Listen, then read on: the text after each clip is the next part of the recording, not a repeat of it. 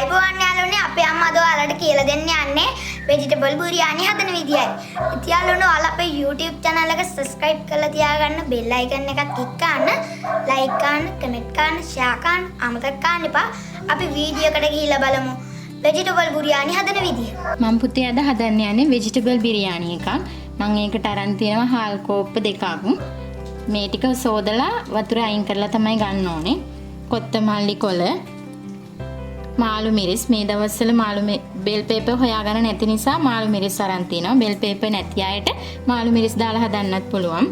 මුදෝපු කිරි හැඳි දෙකක් තමයි හාල් කෝප්ප දෙකකට දාන්නේ. මම මෙතන හාල් 4ක් අරගෙන තියෙනවා. තක්කාලි ගෙඩි දෙකක්. බීලූණු ගෙඩි දෙකයි. කැරට්, අල, ඉඟුරු සුදුලූණු බත් එක සරස ගන්න තමයි මම මේ ටික බීලූණු බෙදලා අරගෙන තියෙන්නේ. එළඟි තෙල් මේ මම පොඩි කප් එකකට තමයි අරන් තියෙන්නේ. එළඟි තෙල් හැඳි 4ක් 5ක් විතර වගේ එකතු කරගෙන තියෙනවා. ගම් මිරිස් කුඩු, කහ කුඩු, එනසල් කරාඹු නැටි, සූදුරු මාදුරු කොටලා හැන්ද වගේ තමයි මම මේ කොටලා අරන් තියෙන්නේ. මේස හැන්දක් විතර වගේ වෙන්න. දෙකෙන්ම හැඳි 4ක් අරගෙන තියෙනවා. ලුණු කුඩු, කුරුඳු පොතු, කරපිංචා, රම්පේ. ওই ටික තමයි මම එකතු කරගන්නේ. අපි මුලින්ම මේ භාජනයක් ලිපෙන් තියලා මේකට එළඟි තෙල් ටික එකතු කරනවා.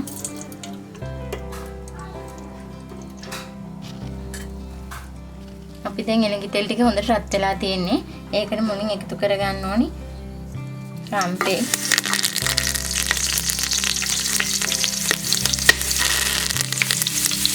කරපිංචා, කුරුඳු පොතුයි හොටි එකතු කරගන්නවා.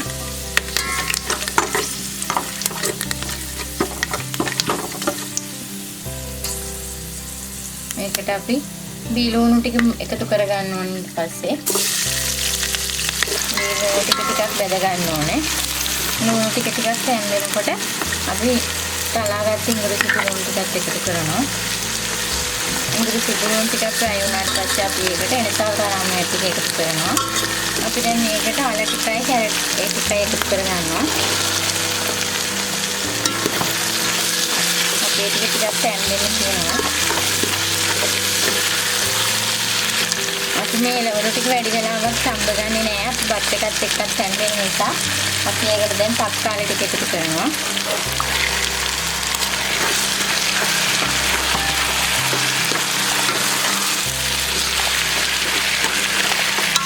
මාළු මිරිස් ටිකත් එකතු කරනවා. ඒකට කොත්තමල්ලි කොළ ටිකයි මෙතන එකතු කරලා ටික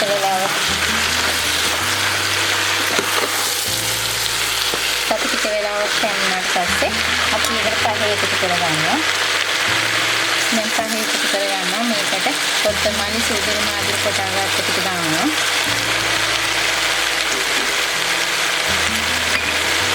ගම් මිරිස් කුඩු ටිකක් දානවා.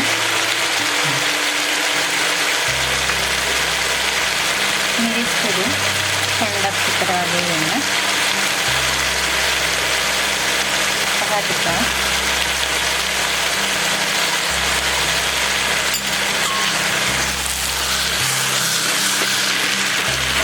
දැන් මේකට කිරි ටික එකතු කරගන්න ඕනේ.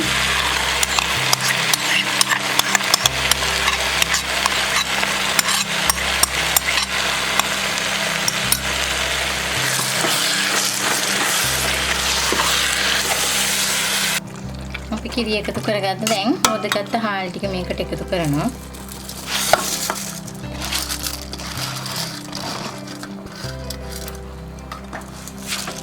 ටික හොඳට කලවම් කරගන්න ඕනේ.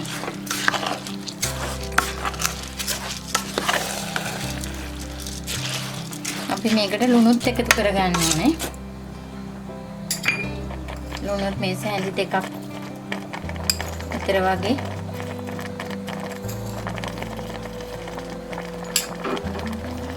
එකතු කරගන්න. මේ ටික හොඳට කලවම් කරගන්න ඕනේ. අපි දැන් මේකට වතුර එකතු කරගන්න ඕනේ. සාමාන්‍යයෙන් අපි බත් එකක් ඉදෙන්නේ දාන වතුර ප්‍රමාණය වගේම වතුර එකතු කරගන්න ඕනේ මේකට. මේ වගේ වතුර දාලා අපි සාමාන්‍ය විදියට බත් වෙන විදියටම තමයි බත් එක උයාගන්නේ. ඔන්න අපි බිරියානි එක නම් හදාගෙන ඉවරයි. මම මේ ලුණු ටික දාලා මේක ලස්සන කරගන්නවා. ඔයාලට පුළුවන් නම් මේකට ඕනනම් කජු, අල්මන්ඩ්, ග්‍රීන් පීස් වගේවත් දාලා එකතු කරගන්න පුළුවන්.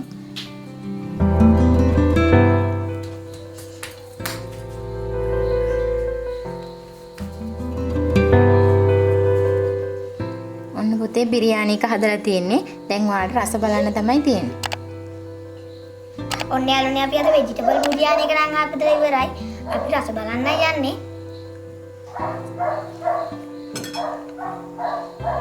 හරිම රසයි. ඔන්න යාළුවනේ ඔයාලත් හදලා බලන්න.